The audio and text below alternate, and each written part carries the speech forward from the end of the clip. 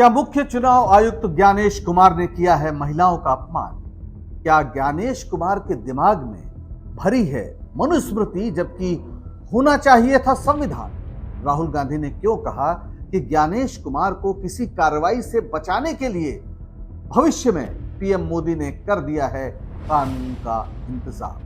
नमस्कार, मैं हूं पंकज श्रीवास्तव। डॉक्टर पंकज स्पीक्स में आपका स्वागत।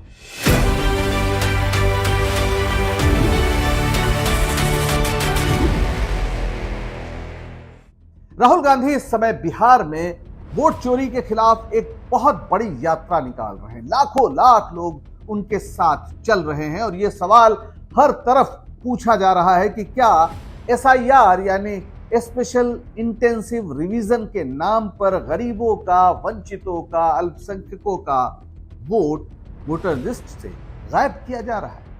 बहुत सारे सवाल उभरे हैं, खास तौर पर राहुल गांधी की प्रेस कॉन्फ्रेंस से जो 7 अगस्त को उन्होंने दिल्ली में किया और उसके बाद चुप मार के बैठा चुनाव आयोग उस दिन सामने आया जिस दिन राहुल वोट यात्रा यानी वोट चोरी के खिलाफ यात्रा बिहार में निकालने गए थे, यानी 17 अगस्त। इस प्रेस कॉन्फ्रेंस में मुख्य चुनाव आयुक्त ज्ञानेश गुप्ता ने अजब ढंग की बातें की। उन्होंने फिल्मी स्टाइल में ऐसे ऐसे डायलॉग बोले जिसकी उम्मीद कम से कम चुनाव आयोग या चुनाव आयुक्त से नहीं की जा सकती। और उसमें एक डायलॉग तो ऐसा था जिससे साफ तौर पर देश की आधी आबादी का अपमान हुआ है। नेता प्रतिपक्ष राहुल गांधी ने मांग की है कि मतदान की वीडियो रिकॉर्डिंग सार्वजनिक की जाए ताकि पता चले कि पिछले कई चुनावों से शाम 5 बजे के बाद अचानक वोट फीसदी में 7-8 फीसदी का इजाफा कैसे हो जाता। यानी वीडियो रिकॉर्डिंग से साबित होगा कि मतदाताओं की कितनी लंबी लाइनें मतदान केंद्र पर लगी थी। लेकिन एक स्वाभाविक सी, सामान्य सी, पारदर्शी मांग के लिए ज्ञानेश गुप्ता का जो जवाब है वो इतिहास में दर्ज हो। उन्होंने कहा, क्या हमें किसी की मां, बहू, बेटी के सीसीटीवी फुटेज को सार्वजनिक करना चाहिए? एक बार फिर से सुनिए। उन्होंने कहा कि क्या हमें किसी की मां, बहू, बेटी के सीसीटीवी फुटेज को सार्वजनिक करना चाहिए? आपको नहीं लगता कि इस सवाल में सदियों पुरानी वो मानसिकता झलक रही है जो स्त्री को हमेशा पर्दे में देखना चाहती है, जिसे लगता है कि स्त्री का काम घर की चारदीवारी के अंदर बच्चे पालना और खाना बनाना। आखिर कतार में वोट देने के लिए खड़ी महिलाएं क्या इस बात से नाराज होंगी? क्या इससे उनकी गोपनीयता नष्ट होगी कि ये वीडियो सबके सामने आ जाए कि कितनी बड़ी लाइन है? उसमें कुछ महिलाएं भी होंगी, पुरुष भी होंगे। अगर इससे निजता भंग होती है तो क्या महिलाएं जब क्रिकेट खेलती हैं, फुटबॉल खेलती हैं, हॉकी खेलती हैं, स्विमिंग कंपटीशन में जाती हैं और उनके इस मैच को टीवी में प्रसारित किया जाता है, तो क्या इससे निजता भंग हो जाती है? क्या ये सब बंद कर देना चाहिए माननीय ज्ञानेश कुमार जी? क्योंकि ये सारी महिलाएं किसी की मां, बेटी और बहू होती हैं। क्या आईएएस अधिकारी ऐसा बयान दे सकता है जिसने संविधान की शपथ ली हो? क्या ज्ञानेश कुमार ये भूल गए कि भारतीय संविधान जिस स्वतंत्रता संग्राम से उपजा है उसके मूल में है समता, और इस लड़ाई में महिलाओं ने कम कुर्बानी नहीं दी। महात्मा गांधी के आह्वान पर स्त्री पुरुष सभी आजादी की लड़ाई में कूदे थे, कौन भूल सकता है। विदेशी वस्त्रों का बहिष्कार हो, शराब की दुकानों पर पिकेटिंग हो या चरखा काटना हो, खादी के वस्त्र बनाने हो, महिलाओं ने बढ़ चढ़कर हिस्सा लिया। इन सब के वीडियो तो कम है लेकिन तस्वीरें बहुत उपलब्ध हैं, किताबों में छपी हैं तस्वीरें। क्या ये उन मां बेटियों की निजता को उल्लंघन है या ऐसा कहा जा सकता है? महिलाओं ने सड़कों पर उतरकर, जेल जाकर, अपनी जान जोखिम में डालकर लोकतंत्र के लिए लड़ाई लड़ी थी। उन्होंने जिस सपने के लिए संघर्ष किया था उसमें स्त्री पुरुष की बराबरी अहम मुद्दा थी। फिर जब स्त्रियां लोकतंत्र की अहमियत को स्थापित करने के लिए मतदान केंद्रों पर कतार में खड़ी होती हैं तो वे खुले युद्ध में होती हैं, मैदान में, न कि किसी गोपनीय मिशन में या निजी कार्यक्रम में। आखिर ज्ञानेश गुप्ता को यह बात समझ में क्यों नहीं आती? स्त्री को महज एक लिंग समझना भारतीय संविधान का भी अपमान है। ऐसा लगता है कि ज्ञानेश गुप्ता के दिमाग में मनुस्मृति बैठी हुई है। जी हां, इसका जिक्र जरूरी है। दरअसल भारतीय समाज के एक बड़े हिस्से पर दिमागी गुलामी थोपने वाली मनुस्मृति कहती है कि स्त्रियों को बचपन में पिता, युवावस्था में पति और बुढ़ापे में पुत्र के अधीन होना चाहिए। इसीलिए डॉक्टर अंबेडकर ने इस ग्रंथ को सार्वजनिक रूप से जलाया था और एक ऐसा संविधान देश को दिया जिसमें सब बराबर है। देश में सिर्फ आरएसएस ही एक संगठन है जिसने मनुस्मृति को संविधान से ऊपर माना है। संविधान सभा ने 26 नवंबर 1949 को संविधान को स्वीकार किया। सिर्फ 3 दिन बाद, 26 नवंबर के 3 दिन बाद 29 नवंबर को आरएसएस के मुखपत्र ऑर्गेनाइजर ने इसके विरोध में एक लेख छापा। उसमें कहा कि संविधान में मनुस्मृति से कुछ लिया ही नहीं गया।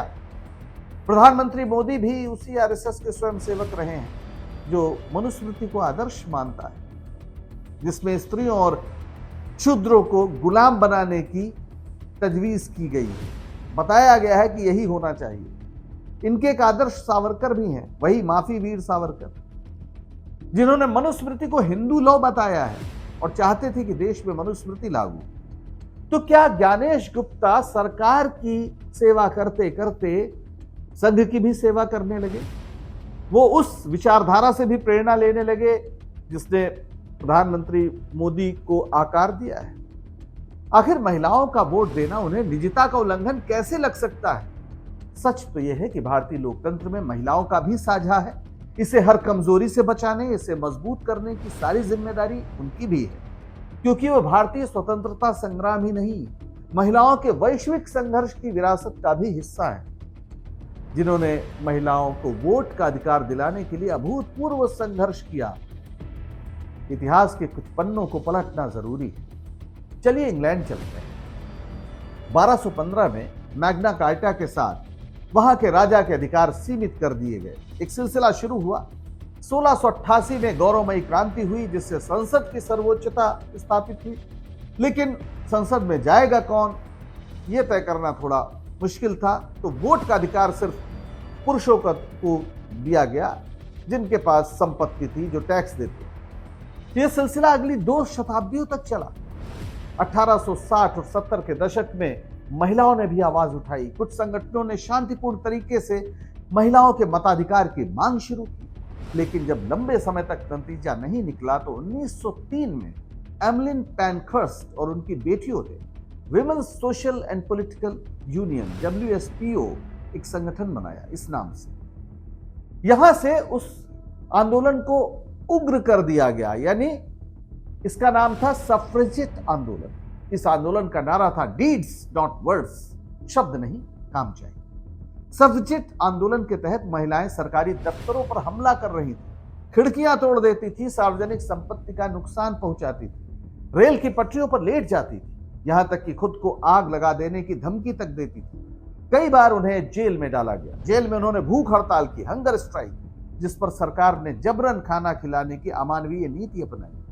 बहरहाल इस सब का नतीजा यह हुआ कि 1918 में ब्रिटेन ने 30 साल से अधिक उम्र की संपत्ति वाली महिलाओं को वोट देने का अधिकार दिया। लेकिन मसला तो सबके अधिकार का था, इसलिए आंदोलन थमा नहीं और 1928 में पुरुषों की तरह ही 21 वर्ष के ऊपर की सभी महिलाओं को समान मताधिकार मिल गया। इंग्लैंड ने सदियों के संघर्ष के बाद महिलाओं को वोट का अधिकार दिया। और उधर अमेरिका में वहां क्रांति हुई थी 1776 में, लेकिन महिलाओं को मताधिकार मिला 1930 में। फ्रांस में 1944 में मिला, स्विट्जरलैंड में 1971 में मिला, यानी काफी बाद। ये हर देश में महिलाओं ने प्रदर्शन किया, याचिकाएं लगाई, कानूनी लड़ाई लड़ी। लेकिन भारत की स्थिति विशिष्ट रही। शायद दुनिया भर में चले महिला आंदोलन का यह प्रभाव था कि भारत में महिलाओं को बिना किसी अलग संघर्ष के स्वतंत्रता आंदोलन की सफलता के साथ ही वोट का अधिकार मिला। जी हां, 1950 में संविधान के लागू होते ही महिलाओं को भी पुरुषों के बराबर वोटिंग का अधिकार दे दिया। यह पहली बार था कि महिलाओं को उनकी मर्जी का मालिक कानूनी रूप से बनाया गया। तो जिस मताधिकार के लिए महिलाओं ने इतना लंबा संघर्ष किया, वो चुनाव आयुक्त ज्ञानेश कुमार गुप्ता जी की नजर में एक गोपनीय काम है, जिसका वीडियो सार्वजनिक नहीं किया जा सकता कि वो लाइन में लगी हैं। क्या इससे पहले जितने चुनाव आयुक्त थे, जो सरकारें थी, उन्हें बहु बेटियों की इज्जत का ख्याल नहीं था? जी हां, कुछ समय पहले तक मतदान के वीडियो को सार्वजनिक कर देना या लोगों की मांग पर उन्हें दिखा देना ये कानूनन एक जरूरी था। कंडक्ट ऑफ इलेक्शन रूल्स 1961 की धारा 93(2) में यह कहा गया है कि ऐसे सभी दस्तावेज सार्वजनिक किए जा सकते हैं। सीसीटीवी फुटेज भी इन दस्तावेजों का हिस्सा है। लेकिन 9 दिसंबर 2024 को पंजाब हरियाणा हाईकोर्ट ने जब एक मामले में ऐसा करने का आदेश दिया कि फॉर्म 17C और सीसीटीवी फुटेज को साझा करिए याचिकाकर्ताओं के साथ, तो मोदी सरकार ने कंडक्ट ऑफ इलेक्शन रूल्स में संशोधन कर दिया। अब नए नियम के तहत सीसीटीवी फुटेज और अन्य चुनावी दस्तावेजों को सार्वजनिक करने की प्रक्रिया बेहद सख्त है। केवल विशेष परिस्थितियों में कोर्ट के आदेश से ही ऐसा किया जा सकता है और वीडियो रिकॉर्डिंग सिर्फ 45 दिन तक अब रखी जा रही है। पहले यह साल भर तक रखना जरूरी है। राहुल गांधी ने 7 अगस्त को अपनी बहुचर्चित प्रेस कॉन्फ्रेंस में प्रमाणों सहित दिखाया कि किस तरह फर्जी वोट जोड़कर कर्नाटक की एक लोकसभा सीट का रिजल्ट बदल दिया। उनकी मांग यही है कि डिजिटल फॉर्म में सर्चेबल वोटर लिस्ट और मतदान का वीडियो सार्वजनिक किया जाए। सामान्य स्थिति में सबको उपलब्ध होना चाहिए ताकि कोई आरोप न लगे, लेकिन चुनाव आयोग इसे छिपाने में सारी शक्ति लगा रहा है। हैरानी की बात यह है कि आयोग अब मां, बहू, बेटी की निजता की दुहाई देकर बचना चाहता है, लेकिन राहुल गांधी ने सरकार के इस आयोग के साथ हुए गठबंधन को पकड़ लिया है। वो सवाल उठा रहे हैं कि अगर ऐसा नहीं होता तो चुनाव आयुक्त को कानूनी सुरक्षा न दी जाती। आपको शायद न पता हो, 2023 में मोदी सरकार ने ऐसा कानून बना दिया है कि आयुक्त अगर कोई गलती करते हैं, चुनाव आयुक्त, तो उनके खिलाफ कोई कानूनी कार्रवाई नहीं हो सकती, कोई FIR नहीं हो सकती। और यह बात राहुल गांधी बिहार में अपनी यात्रा के दौरान लोगों को बता रहे हैं। हजारों लोग इसे सुन रहे हैं और चुनाव आयोग की साख दिनों दिन गिरती जा रही है। सुनिए ये बयान राहुल गांधी का। आज उनका प्रेस कॉन्फ्रेंस होता है, मैं उनसे पूछना चाहता हूं, आपने कानून बनाया, आपने सीसीटीवी का कानून बनाया, फिर आपने उस कानून को बदला क्यों? सरकार ने क्यों बदला? मैं एक और सवाल पूछना चाहता हूं। भाइयों और बहनों, आप जानते हो कि इलेक्शन कमिश्नर पर कोई भी केस नहीं किया जा सकता है। आप जानते हो कि हिंदुस्तान का कोई भी court, high court, supreme court उन पर केस नहीं कर सकता है। आप जानते हैं कानून कब बना? जानते हो? 2023 में यह कानून बना। यह कानून 2023 में क्यों बना? क्योंकि नरेंद्र मोदी और अमित शाह ये चाहते हैं कि इलेक्शन कमीशन के खिलाफ कोई कार्रवाई नहीं कर पाए, क्योंकि इलेक्शन कमीशन उनकी मदद कर रहा है, उनके साथ वोट चोरी कर रहा है। और हमने इंडिया गठबंधन के बिहार के नेताओं ने मन बना लिया है कि बिहार में हम वोट चोरी नहीं होने देंगे। साफ है कि आयोग वही कर रहा है जो मोदी सरकार चाहती है, लेकिन चुनाव आयोग को यह अधिकार नहीं कि वो देश की महिलाओं को, उनके संघर्षों को अपमानित करे। महिलाएं सिर्फ लिंग नहीं हैं, वो देश के लोकतंत्र को जिंदा रखने की जिम्मेदारी अपने कंधों पर रखने वाली नागरिक भी हैं। चुनाव आयोग इस अपराध से कभी बरी नहीं हो सकता। ज्ञानेश कुमार गुप्ता को इस कोशिश का दंड एक दिन जरूर मिलेगा। जेल, कानून ये सब ना भी हो तो इतिहास की नजर में वे हमेशा कटघरे में रहे। आज के लिए बस इतना ही। डॉक्टर पंकज स्पीक्स का वीडियो आपको पसंद आता हो तो इसे लाइक करें, शेयर करें और चैनल को सब्सक्राइब करें। आप जब सब्सक्राइब करते हैं तो हमारा हौसला बढ़ता है और हम कुछ जरूरी सवाल लेकर आपके सामने हाजिर होते हैं। तो अब दीजिए इजाजत। नमस्कार।